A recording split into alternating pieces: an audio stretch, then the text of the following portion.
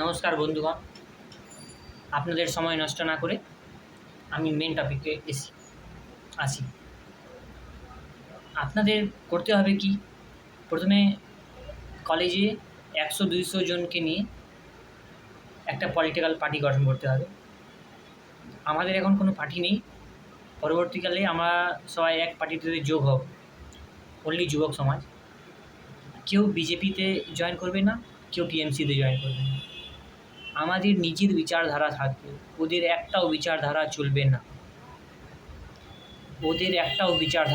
না। 70 বছর ধরে তারা নাটক করে চলে এসেছে, তাদের কোনো কথা শোনা হবে না। আমরা একটি নতুন পার্টি গঠন করব। সেই পার্টির কাজ হবে, প্রথমে আমরা 100-200 জনকে নিয়ে পরবর্তীকালে আমরা সবাইকে বুঝিয়ে পুরো কলেজটাকে একটা পার্টি, ফার্স্ট ইয়ারে যারা স্টুডেন্ট থাকবে তাদেরকে নিয়ে একটা পার্টি গঠন করব। সেই সময়টা দেশের জন্য কিছু করার জন্য আমি মনে করি অনেক ভালো। তার জন্য সেই ইয়ারটাকে আমি নির্বাচন করলাম। তারপরে তাদের কাজ হবে কি, সবাইকে বিভিন্ন প্রকার কাজ দেওয়া হবে। যারা ইউটিউব ভালো জানে, ইউটিউবের একটা টিম দিয়ে দিব, 10-15 জন মিলে তারা বিচার করবে, একটা গ্রুপ হিসাবে কাজ করবে। স্বাস্থ্য বিভাগে কীভাবে কাজ করা যাবে, তাদের লোকাল এরিয়াতে পাঠাবো। কী সমস্যা হচ্ছে, একটা ছোট সমস্যাটাও আমরা নোট করব। প্রত্যেক বিভাগে থাকবে, আর্থিক বিভাগে কমার্স স্টুডেন্টদের আলাদা কাজ দিব, সায়েন্স স্টুডেন্টদের আলাদা কাজ দিব। তাদের সাবজেক্ট হিসাবে না হলে, যদি সাবজেক্ট যদি নাও হয়, যদি তাদের আগ্রহ অন্য কিছুর মধ্যে থাকে, তাদের আগ্রহ হিসাবে তাদেরকে কাজ দেব। আর যারা গুন্ডাগির্দি করতে চান তাদেরও জন্য কাজ আছে।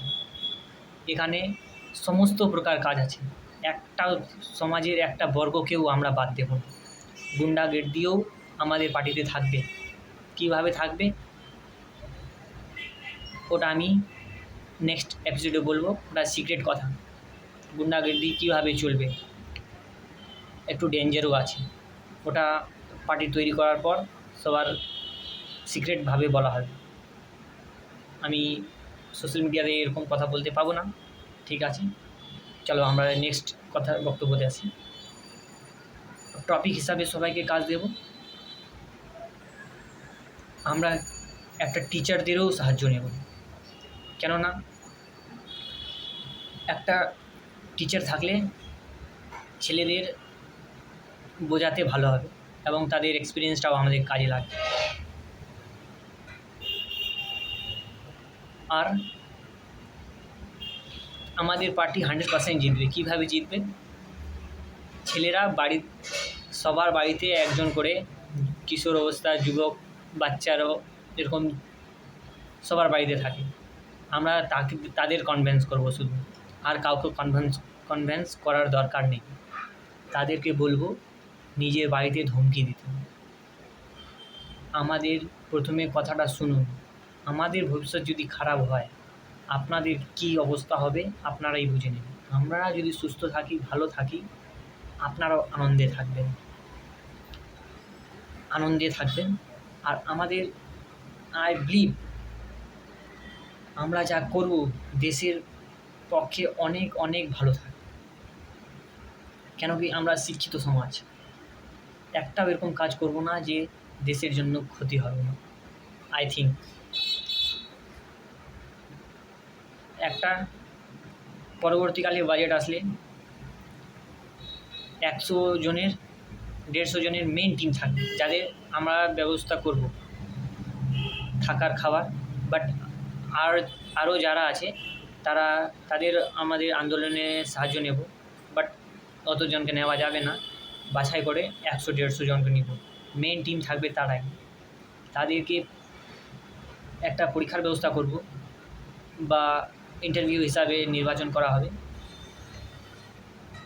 কীভাবে যদি তারা কাজ করতে পারে, প্রত্যেক সমাজকে প্রত্যেক বিষয়ে বেস্ট স্টুডেন্টদেরকে নেওয়া হবে।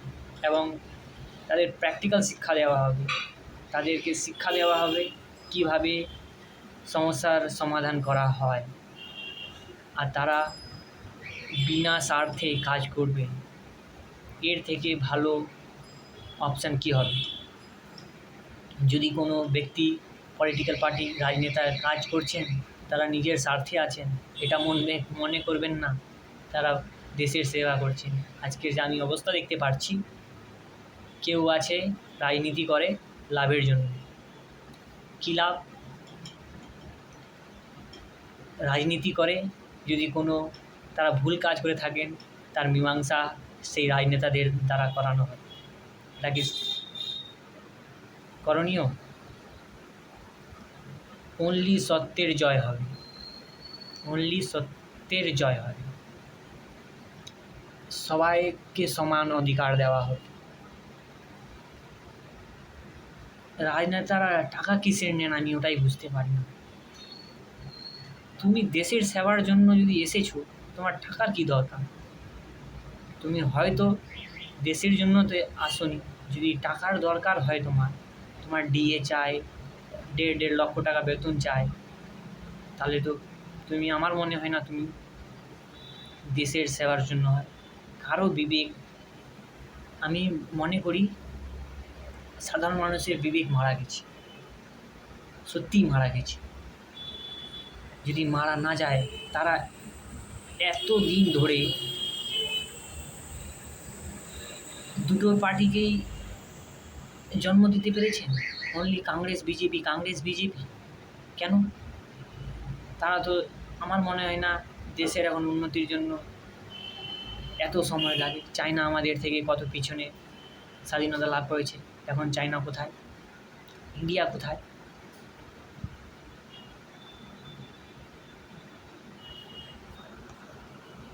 Thank you so much. Next ভিডিওটা আমি পরে আপলোড করছি, কেন কি আমার কথাটা গভীর থেকে চিন্তন করা দরকার, কেন কি সময় আমি কম নিচ্ছি। আপনারা আমার কথাটা নিজের মাইন্ডে রিয়েলাইজ করুন, তারপর, কেন কি একবার বিশ্বাস আপনাদেরকে যদি না দিতে পারি, আমার মনে হয় না আমি সফল। পরবর্তী ভিডিওতে আমি আর নিজের বক্তব্য প্রদান করব,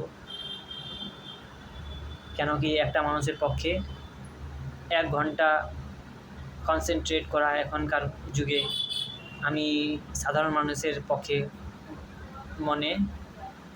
পক্ষে সহজ নয় বলে মনে করি। তার জন্য আমি ছোটো ছোটো ভিডিও বানাচ্ছি। আমার প্রত্যেকটা ভিডিওটা আপনারা দেখুন আর পার্টিতে যোগদান দিন। আপনাদের আশা আমি একান্তভাবে কামনা করি। Thank you so much.